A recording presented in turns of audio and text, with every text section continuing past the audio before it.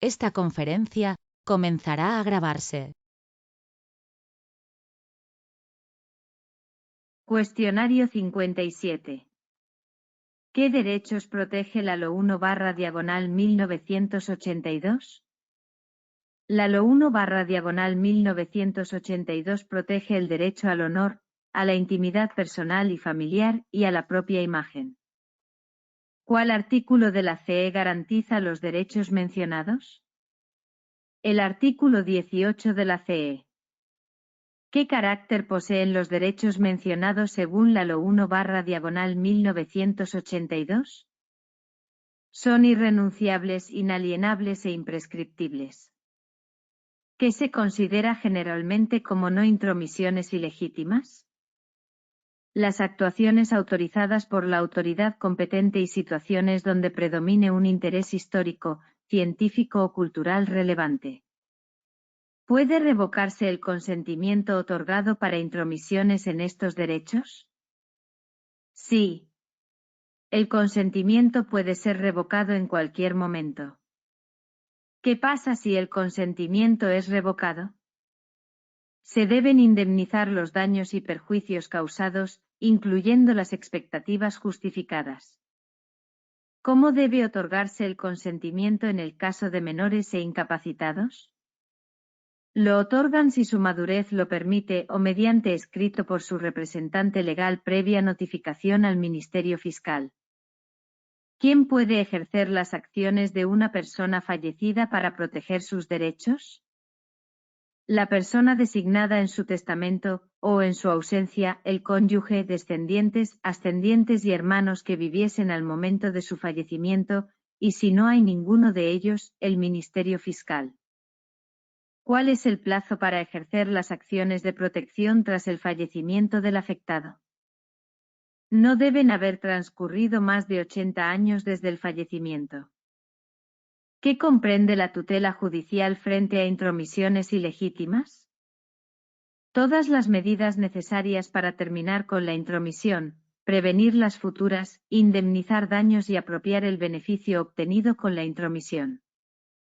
¿Qué se considera una intromisión ilegítima relacionada con los aparatos de escucha y filmación? El emplazamiento de aparatos de escucha, filmación y demás medios aptos para grabar o reproducir la vida íntima de las personas. Cuando no se considera intromisión ilegítima en el ámbito protegido. Cuando esté autorizado por ley, con consentimiento expreso del titular del derecho, o sean opiniones de diputados o senadores en sus funciones. ¿Cómo se presume la existencia de perjuicio? Siempre que se acredita la intromisión ilegítima. ¿Cómo se valora la indemnización por el daño moral? Atendiendo a las circunstancias del caso y la gravedad de la lesión, considerando la difusión o audiencia del medio utilizado. ¿Qué plazo establece la ley para la caducidad de las acciones de protección frente a intromisiones ilegítimas? 4 años desde que el legitimado pudo ejercitarlas. ¿Cómo se protege a la imagen de una persona en lugares o momentos privados? Prohibiendo la captación, reproducción o publicación sin su consentimiento con excepciones para personas de proyección pública en ciertos contextos. ¿Qué ocurre si un titular del derecho lesionado falla sin haber podido ejercitar acciones previstas en esta ley? Las acciones podrán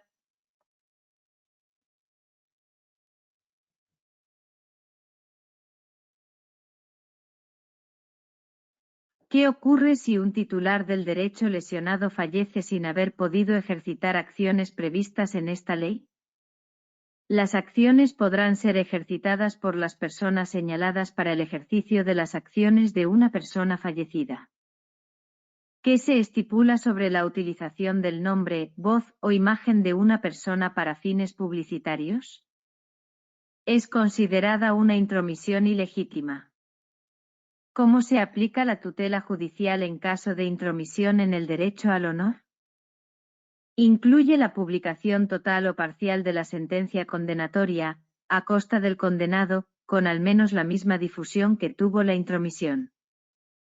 ¿Quiénes están legitimados para ejercer acciones en caso de intromisión ilegítima en los derechos de las víctimas de un delito?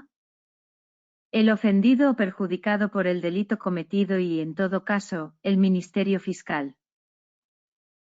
Cuestionario 58.